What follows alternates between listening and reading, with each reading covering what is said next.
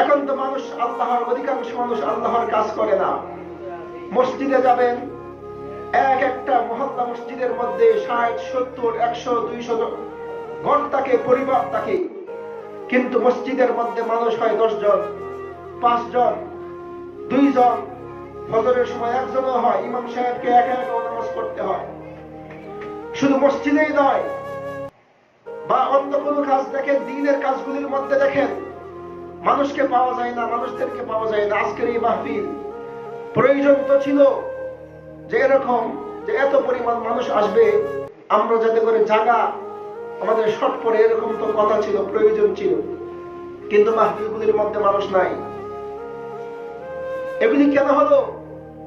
কিংবা দেখা যায় মানুষ আল্লাহকে বাদ দিয়ে ভিন্ন পাথরের পূজা করে, ভিন্ন পীরের ইবাদত করে, পীরের মায়ের কাছে গিয়ে সিজদা করে, বা ভিন্ন কোনো মানুষের কাছে গিয়ে ধর্ণা দেয়। কেন এগুলো হচ্ছে? আল্লাহ পাক রব্বুল আলামিন বলেন, আন তাকুলু ইয়াউমাল কিয়ামাতি ইন্না কুন্না আন হাযা গাফিলিন। মানুষ আল্লাহকে সাময়িক ভুলে গিয়েছে। আল্লাহ তাআলা বলেন, আমি তোমাদের এখান থেকে এই অঙ্গীকার নিয়েছিলাম, কারণ তোমরা অনেকেই নামাজ পড়বা না, অনেকেই দ্বীনের ইবাদত করবা না, অনেকেই অনেক কিছু করবা না দ্বীনের কাজ। কাল কিয়ামতের দিন যাতে করে এই কথা বলতে না পারো যে আল্লাহ, তুমি যে আমাদের রব ছিলা, তুমি যে আমাদের প্রভু ছিলা, তোমার যে ইবাদত করতে হবে সে সম্পর্কে আমরা উদাসীন ছিলাম। এই কথা বলার সুযোগ কারো নাই। আমাদের রব একজন আল্লাহ।